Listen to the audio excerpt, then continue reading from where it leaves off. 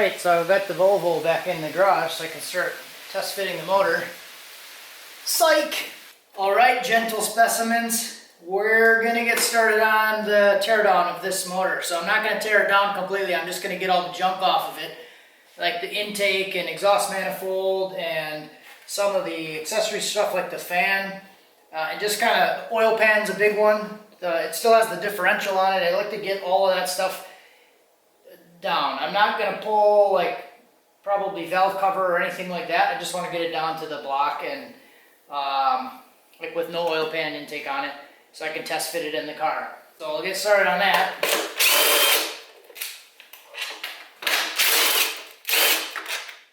And I've never worked on one of these before, so this is kind of exciting. It reminds me of when I first started LS swapping the Ranger over here. Because I've been going to the junkyard a couple times, like looking for parts and trying to find stuff and figuring out what's going to work and what's not going to work. And I remember doing that a lot with the Ranger when I first started doing that. And it kind of reminds me of that time. So it's going to be a learning experience, and I'm looking forward to that. I think it'll be fun.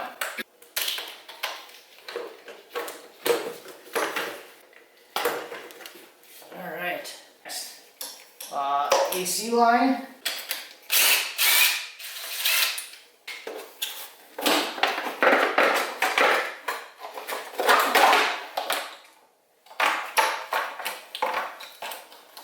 I think I might start labeling some of the plugs because I don't, I'm realizing now that I don't know the plugs and stuff just looking at them like I would for the other kind of motor. So I'm actually going to label a couple of them and pull this rest of the harness off. It does have the ECU on it, some of it's cut, but I think it does have everything it needs to actually run the engine still. Some of the transmission wiring was kind of biffed, but I'm not going to worry about that because I'm going to run a manual transmission with it. But some of the stuff like the MAF I probably won't use. The oil pressure sensor plug is different than what I'm used to, but then it has like the VVT and the crank sensor up front, so MAP sensor up here. So I'm gonna label some of these. Try to get these exhaust bolts out. I went through some of them already, and some of them, that one just broke right off. Very, very little tension. And these are snapping off. There's one broken over here. This one was okay. This one I believe was okay. This one is good. I was kind of getting excited at first because they were all coming out easy. And then most of them I just snapped off. Alright. See if I can do it with the little guy.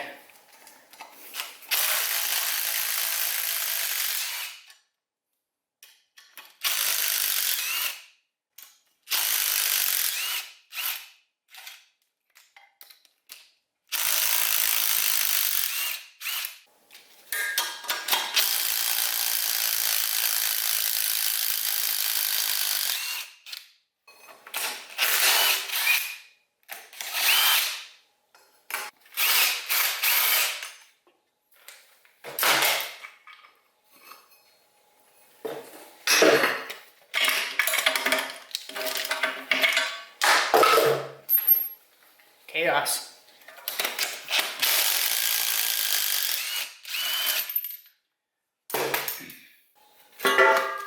Oh yeah. Nice. Not too bad. Looked like this one was leaking a little bit, but that was where it was broken. One was broken off. Right, so I got the coil packs off, and there's actually two separate plugs here. This is like an injector harness that comes down underneath. That plugs in up here to the main harness. So I guess if you wanted to unplug one thing here and then take the intake off with the injectors on it, you could do that. So that's pretty cool. And then there's one plug over here that goes over to the coolant temp sensor. This kind of reminds me of like the Holley injector harness, that you can just plug that in and remove the whole thing instead of undoing each individual injector.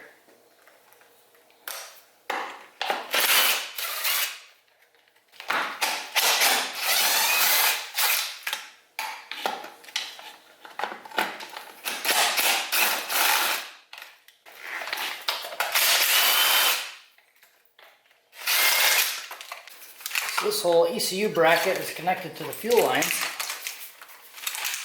It's also connected to the main harness here.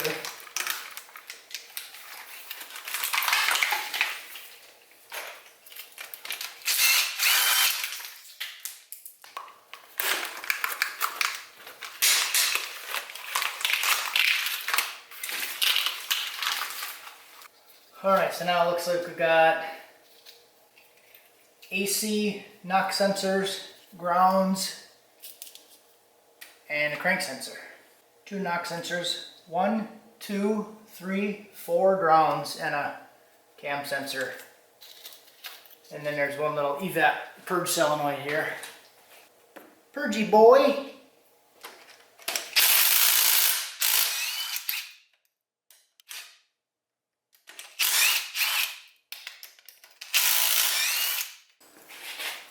Do have one of these guys. I'm cheating.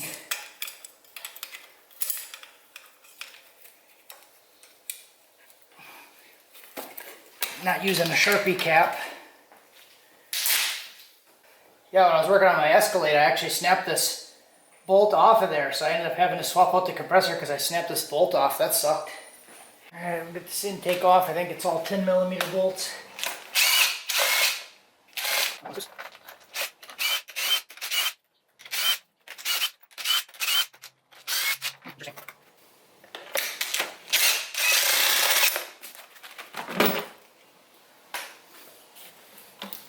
Yoink! It has valves, that's good. Probably just leave the fuel rail connected for now. Vacuum some of the squirrel food out.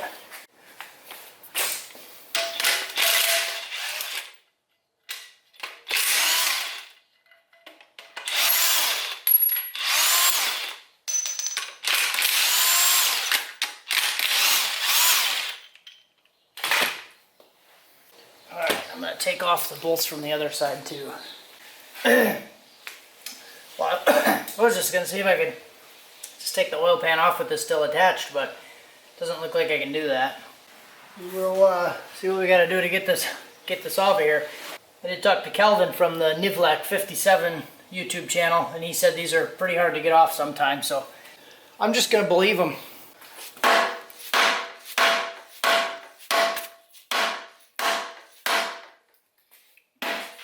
Alright, I think I got something that's working here. So I took a ball joint separator and started to wham it in there. First I did it in this section, separated a little bit, now I got it up top where the bolt is. I also took a piece of steel as like a backing plate here for this bolt. And now I'm just running this bolt out. You can hear it popping because the differential's actually sliding out.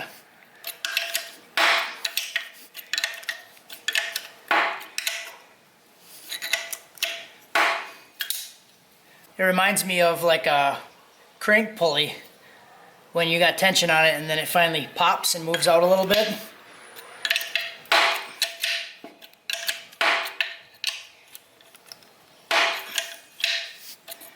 Alright, so pop that one out, and then I took the spreader and I just hit the bottom hole a little bit and now it popped free. So that's why I put that piece of steel there, so I wouldn't dig into the aluminum block.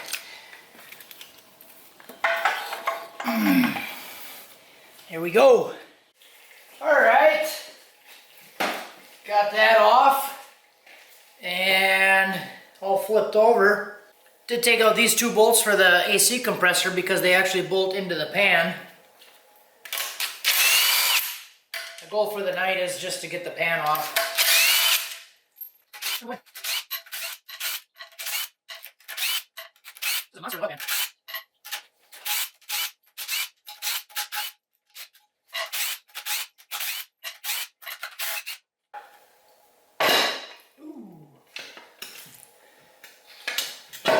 Go.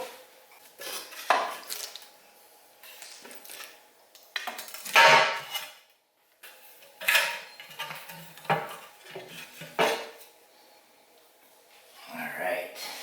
At least on the LS stuff, that's what I'd really like to see, that really nice dark brown color. So I'm probably not going to take any of this stuff apart. I'm probably not even going to check it. I might pull the filter, cut the filter open and just make sure that there's nothing weird in there, but I feel like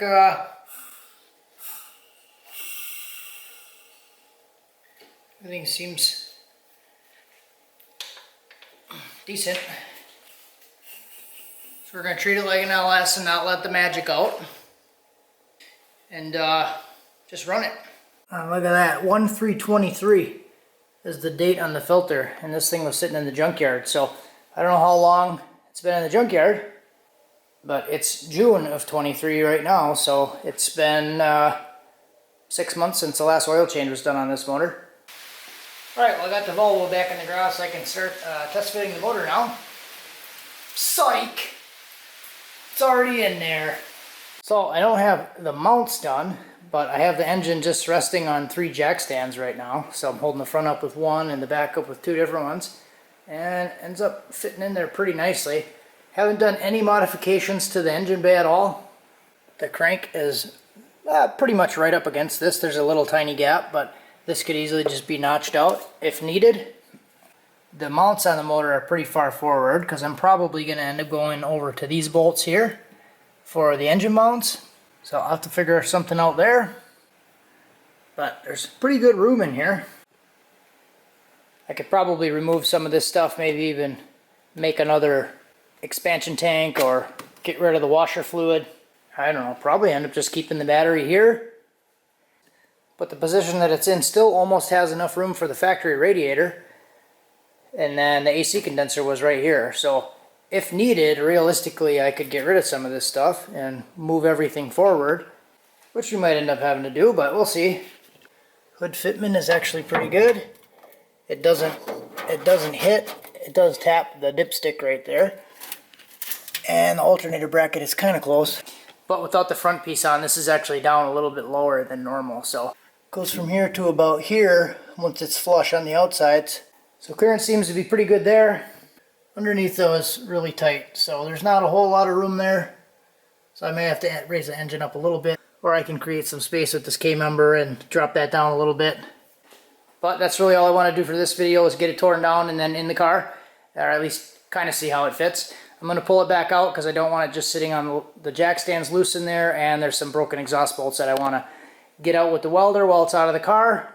And I got to build the oil pan yet. That'll probably be pretty early actually because I already ordered the oil pan. I ordered a Colorado oil pan and I'm just going to extend it. That seems to be a pretty common method for this. So that might be one of the next videos. So stick around, like, share, subscribe, send it to your friends. Should be a pretty cool build.